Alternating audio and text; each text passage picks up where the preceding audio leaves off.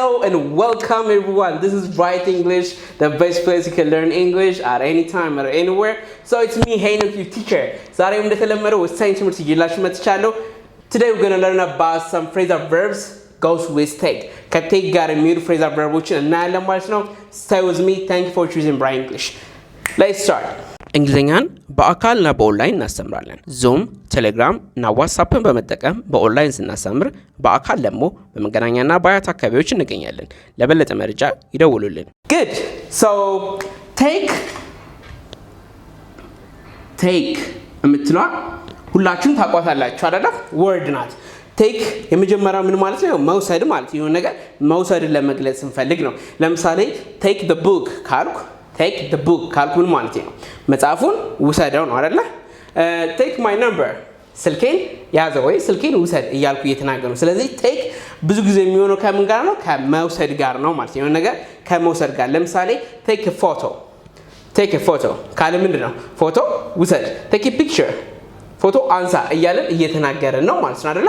ስለዚህ ቴክ መውሰድ ነው። ነገር ግን አሁን የምናየው እሱን ስለመውሰድ አይደለም። ለምሳሌ ቴክ ሪስፖንሲቢሊቲ ካልኩም ላይ ኃላፊነት ውሰድ ነው። ያፍ ቴክ ሪስፖንሲቢሊቲ ካል ኃላፊነት መውሰድ አለብህ እያልኩ ነው ማለት ነው። ነገር ግን ዛሬ ብቻውን አይደለም የምናየው። ከሌሎች ጋር ሲመጣ ከሌሎች ፕሪፖዚሽኖች ጋር ከሌሎች ወርዶች ጋር ሲመጣ ያለውን ትርጉሞች የምናይባቸው ናቸው የሚሆነው። ሶ የመጀመሪያው ፍሬዛል ቨርባችን የሚሆነው ምንድነው? take after. What do you think it means? take after ምን ማለት ይመስላችኋል? እስኪ ኤግዛምፕል ልጻችሁና ከኤግዛምፕሉ ሞክሩልኝ። ኤግዛምፕል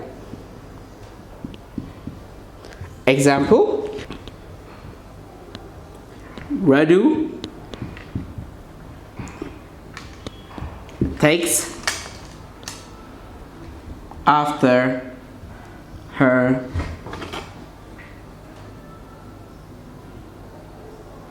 mother. ካልኩ ምን ማለት ይመስላችኋል? Radu takes after her mother. Radu takes after her mother አልኩ። ምን ማለት ይመስላችኋል? take after የሆነ ነገር ከሆነ ነገር መውሰድ አይደለ? take መውሰድ ነው። after ደግሞ በኋላ ከሆነ ነገር የመጣ ያለ ነው ማለት ነው። ሶ ባጭሩ ይሄ ምን ማለት መሰላችሁ? መውጣ ይሄኛው በዚህኛው take after her mother ካልኩ ምንድነው? ረዱ ወጣችሁ በእናቷ የሆነ ወጣችሁ ያልኩ ነው። ረዱ በእናቷ ነው ወጣችሁ ያልኩ ነው ማለት። ሶ take after ምን ማለት ነው ካላችሁ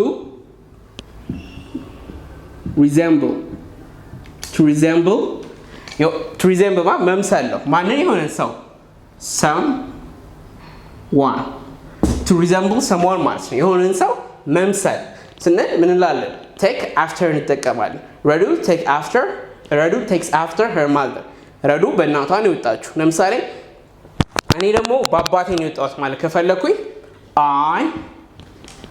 I take after my father. I take after my father. እኔ በአባቴ ነው የወጣሁት እያልኩ ነው ማለት። ስለዚህ take after ምን ማለት ነው?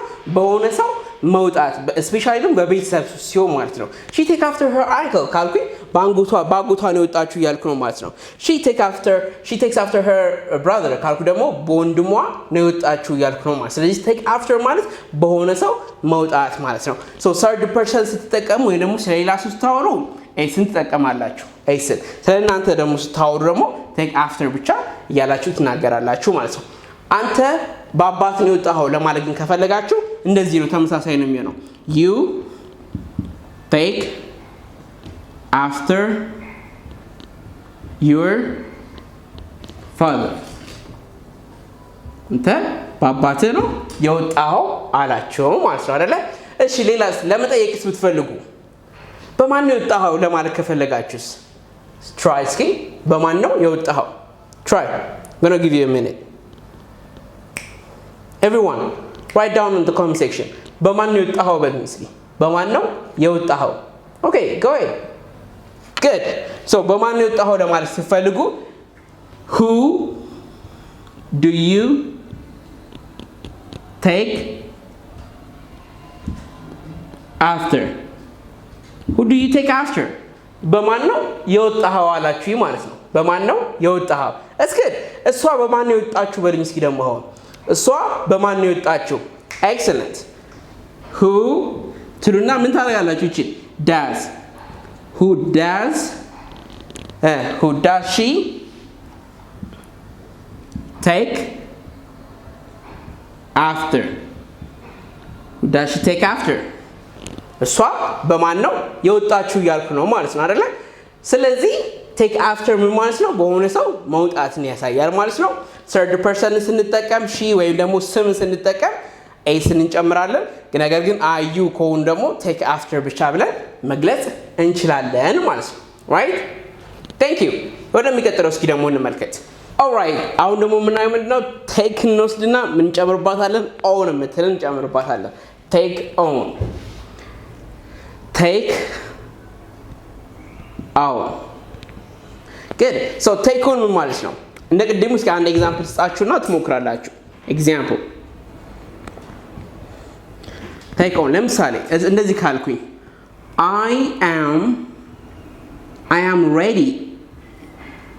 I am ready to take on this job ምን ማለት ይመስላችኋል? I'm ready to take on this job ካልኩ ምን ማለት ነው? try okay good so take on ማለት የሆነ ነገር መውሰድ ወይም መቀበል ማለት ነው። ምን ማለት ነው? ባጭሩ to accept responsibility ማለት ነው። ኃላፊነትን መውሰድ ምን ማለት ነው? to accept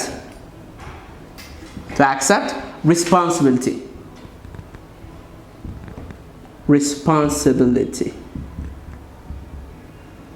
ማለት ነው። ኃላፊነትን መውሰድ take on ይሆናል። so I'm ready to take on this job ስንል በቃ ይሄን ስራ ለመውሰድ actually እዚህ ጋር not only responsibility alright jobም ሊሆን ይችላል ስራም ሊሆን ይችላል ሌላ ነገሮችን so የሆነ ኃላፊነትን ለመውሰድ ወይም የሆነን ስራ እቀበላለሁ ለማለት ሲፈልጉ take on መጠቀም ትችላላችሁ ማለት ነው። alright ለምሳሌ she took on the role of leadership ካልኩኝ ማለት ነው የመሪነቱ ቦታ ተቀበለች እያልኩ ነው ወሰደች እያልኩ ነው። so take on ማለት ነው ማለት የሆነ ነገር መውሰድ መቀበል ማለት ነው። እንደ ኃላፊነት መውሰድ ማለት ለምሳሌ ዝግጁ ባትሆኑ ይህን ስራ ለመቀበል ዝግጁ አይደለሁም ለማለት ከፈልጋችሁ good ምን ትሉኛላችሁ? I'm not ready to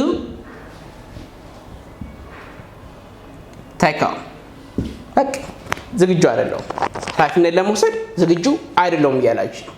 ኃላፊነት ለመውሰድ ዝግጁ አይደለሁም I'm not ready to take on በቃ ኃላፊነት አልወስድም እያላችሁ ዝግጁ እንዳልሆናችሁ እየገለጻችሁ ነው ያላችሁት ማለት ነው። alright good ይሄ ብቻ ግን አይደለም። ለምሳሌ እስኪ በጣም ስራ ከበዛባችሁ ብዙ ኃላፊነት ከመጣ ትታመማላችሁ አይደለ? ስለዚህ እሷ ብዙ ኃላፊነት ከመውሰድ የተነሳ ታመመች ለማለት ከፈለጋችሁ እስኪ ሞክሩ። ብዙ ኃላፊነት ከመውሰዷ የተነሳ ታመመች ወይ ደግሞ ብዙ ኃላፊነት ስለወሰደች ታመመች ራሷን በሽተኛ ያደረገች በልኝ እስኪ። ብዙ ኃላፊነት በመውሰዷ ራሷን በሽተኛ ያደረገች በልኝ እስኪ። okay try on the comment section. all right you got it right it's very simple she took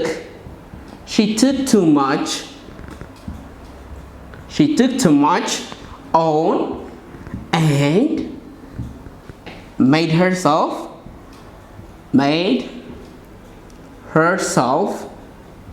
ራሷ ምን አደረገች? ill አሳመመች እያልኩ ነው ማለት ነው። ብዙ ኃላፊነቷ ከመውሰድ የተነሳ ራሷን አሳመመች ራሷን በሽተኛ ያደረገች እያለ ነው ማለት ነው። ስለዚህ ዋናው ፖይንት ግን ምንድነው? took on ነው አይደለ? took on ማለት ያው take on የሚለው past form ነው ስላለፈ ነገር እያወራን ስለሆነ ማለት ነው። ግን አንድ ነገር ብቻ ልጨምርላችሁ አሁን take on ላይ take on ሌላ አንዳንዴ የሆነ ነገር መጨመር ሊሆን ይችላል ውበትን ሊሆን ይችላል ሊጨመር ነው። ለምሳሌ ውበት እንዴት እንደጨመርን ልንገራችሁ። እንደዚህ ብላችሁ the car የሆነ አዲስ መኪና ተቀባና አዲስ ውበት ሰጠው አዲስ መልክ ሰጠው ለማለት ሲፈልጉ the car took on a new look after the paint job.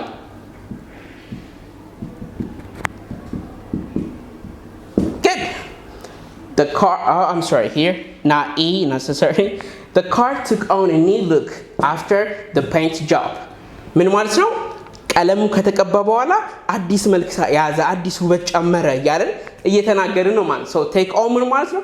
የሆነ ነገር መውሰድ መቀበልን ቴክ ኦን ብለን እንገልጻለን ማለት ነው። ራይት ሶ ሌትስ ሲ another one አንድ ሌላ ልጨምርላችሁ።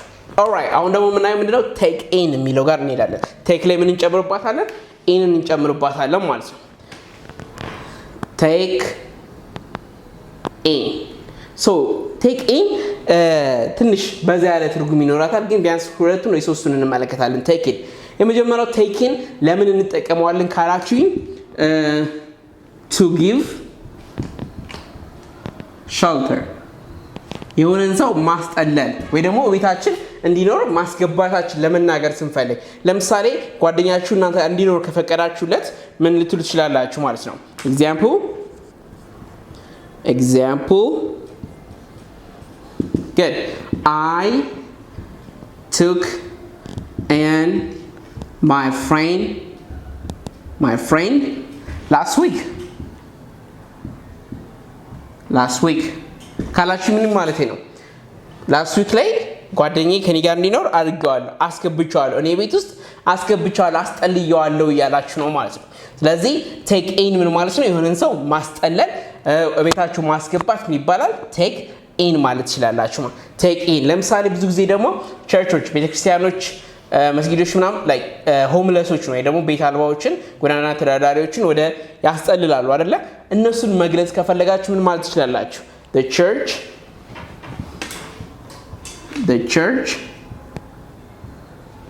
church took and the homeless ቤት አልባ ማለት ነው። homeless people ቤት አልባዎችን አስጠለለች ቤተክርስቲያኗ እያላችሁ እየተናገራችሁ ነው። ስለዚህ ቴክ ኢን ማለት ማስጠለል ወይ ደግሞ ቤት ውስጥ ማስገባት ይሆናል። የመጀመሪያው to give a shelter ነው። ነገር ግን ይሄ ብቻ አይደለም ትርጉሙ እንዳልኳችሁ። ትርጉሙ እንደዚህ አይደለም። ለምሳሌ ልብሳችሁን ማስቀነስ ቢኖርባችሁ ልብስ ሰፍቷል አስቀንሰው ለማለት ከፈለጋችሁ ልብሴን አስቀነስኩት ወይ ደግሞ አሳጠርኩት ለማለት ከፈለጋችሁም ቴክ ኢን ነው የምትጠቀሙት። ይሄ ማለት ምን ማለት ነው? ሌላ ትርጉሙ ምንድነው እያልኳችሁ ነው ማለት ነው። to reduce the size of a clothes ማለት ትችላላችሁ። የልብስን ሳይዝ ለማስቀነስ ስትፈልጉ ቴክ ኢን ተጠቀማላችሁ። ለምሳሌ ረጅም ቀሚስ ሆነባትና ልብሷን አሳጠረችው ወይ ቀሚሷን አሳጠረችው ለማለት ከፈለጋችሁ ምን ማለት ትችላላችሁ? example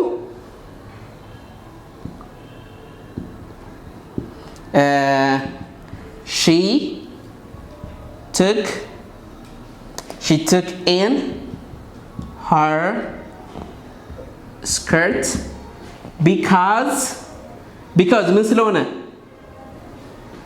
it was too long ረጅም ስለሆነ ቀሚሷን አሳጠረችው ለማለት ከፈለጋችሁ she took in her skirt because it was too long።